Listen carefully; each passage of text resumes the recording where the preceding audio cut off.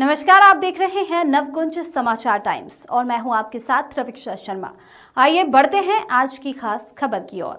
लाचार प्रशासनिक व्यवस्था के कारण साधारण व्यक्ति को कितना दंश झेलना पड़ता है, इसका उदाहरण आज श्रीमती अंजू गुप्ता, अध्यापिका, लोकमान्य तिलक कन्या इंटर कॉलेज झांसी के द्वारा आयोजित प्रेस वार्ता में देखने को मिला। श्रीमती अंजू गुप्ता ने बताया कि लोकमान्य तिलक इंटर कॉलेज झांसी विद्यालय द्वारा 2 तदर्थ अध्यापिकाओं को 22 वर्षीय तक स्थायी दिखाकर अनुचित वित्तीय लाभ दिलाए जाते रहे, लेकिन इस पर कोई जांच नहीं की गई। इस संबंध में की गई शिकायत का निस्तारण बिना किसी जांच के कर दिया जाता रहा। इस संबंध में जन सूचना अधिकार अधिनियम 2005 के अंतर्गत मांगी गई सूचना में भी विद्यालय द्वारा तदर्थ अध्यापिकाओं की तदर्थ नियुक्ति की बात छुपाने का प्रयास किया गया।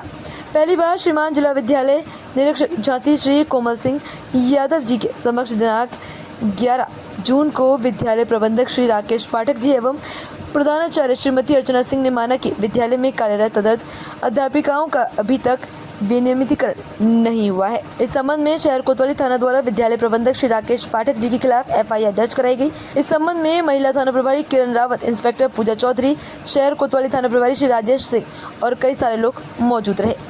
FIR दर्ज होने से श्री राकेश पाठक जी एवं उसके भाई श्री दिनेश पाठक, जो कि राष्ट्रीय स्वयंसेवक संघ में बड़े पदाधिकारी भी हैं, के द्वारा श्रीमती अंजू गुप्ता को विद्यालय से निलंबित करने एवं श्रीमती अंजू गुप्ता एवं उनके परिवार को षड्यंत्र के तहत फंसाने की धमकी दी गई।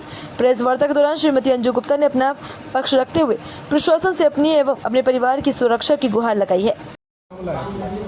हमारा मामला है कि हमारा शोषण प्रबंधक महोदय बहुत सालों से कर रहे हैं और उनकी इतनी ज़्यादा उनके हौसले बुलंद हो गए हैं कोई भी प्रशासनिक कार्रवाई न होने के कारण कि उन्होंने 25 तारीख को हमको धक्का देकर कमरे से बाहर निकाला और हमें कोई प्रार्थना पत्र प्रबंध समिति में नहीं दिया गया, जिसकी शिकायत हमने कोतवाली थाना में की थी और उसमें अभी FIR उनकी दर्ज हुई है।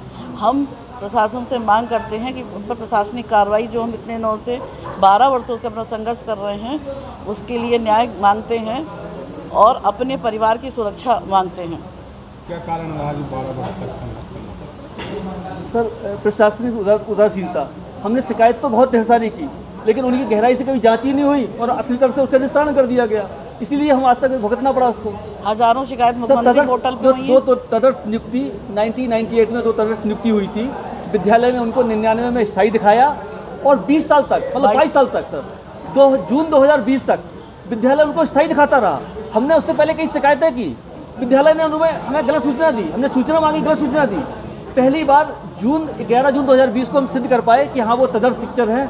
उसके बाद हमारी लड़ाई वरिष्ठता और पदोन्नति की लड़ाई शुरू हुई सर।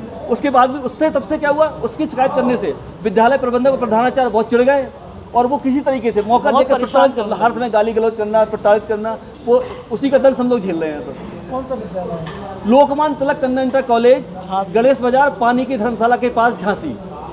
क्या चाहते हो आप? हम शासन से चाहते हैं कि सर हमने जो शिकायत की है जिला विद्यालय निरीक्षक कार्यालय से, उनका निस्तारण बिना कोई जांच किए, मतलब हम दिखाएंगे कर दिया जा रहा है।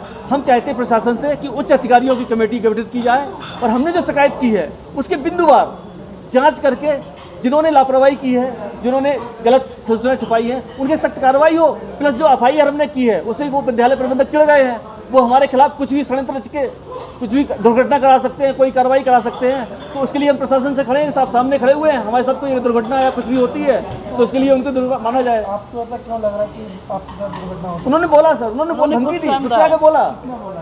राकेश पाठक के भाई दिनेश पाठक जी, जो कि राष्ट्रीय सेवक संघ में एक बच्चे पदाधिकारी हैं, उनकी बहुत चलती है, क्योंकि उसी की वजह से हमें अभी तक न्याय नहीं मिल पा रहा है। उन्होंने कुटिलता से पूछा कि तुम्हारे बच्चे दिल्ली और मुंबई में रहते हैं और तुम यहाँ पर ऐसा करोगी तो सोच लेना, धमकी दी उन्होंने। हम तो डर गए। विद्यालय में बैठकर 21 तारीख को सर, हाँ सर, क्या हुआ, पुलिस में भी शिकायत की हमने। पुलिस जब उन्होंने हमें साक्ष्य मांग रही है, पुलिस तो साक्ष्य मांगती है। जब जो चीज़ें साक्ष्य हमारे पास नहीं थी हम शिकायत क्या करते। जब 25 जुलाई को विद्यालय प्रधानाचार्य कक्षा में प्रबंधक द्वारा धक्का देकर बाहर निकाला गया और वहाँ पर कैमरा भी लगे हुए थे, तो हमने शिकायत की और कहा कि CCTV कैमरे लगे हुए, जाँच की जाए। पुलिस अधिकारी जब जांच करने गए तो प्रबंधक द्वारा हार्ड डिस्क निकाल दी गई। वो तो भगवान की कृपा ऐसी रही कि जो प्रबंध समिति के सदस्यों को उन्होंने बुलाया था पूछने के लिए, तो उन्होंने में से कई लोगों ने बोला कि हाँ हमने देखा है, घटना की देखी, उन्होंने पुष्ट कर दी। उस बेस पर हमारी FIR दर्ज हो गई, वरना FIR दर्ज भी नहीं हो पाती। इतने सालों से यही हो रहा था कि साक्ष्य नहीं मिल पाते थे तो कुछ कर ही नहीं पाते थे। अब आप लोग क्या चाहते हैं? सर हम लोग ये चाहते हैं नहीं देश दुनिया की तमाम छोटी बड़ी खबरों को देखने के लिए नवकुंज समाचार टाइम्स को अभी सब्सक्राइब करें। और हाँ, अगर आपको हमारा ये वीडियो पसंद आया हो तो वीडियो को शेयर जरूर करें। नमस्कार।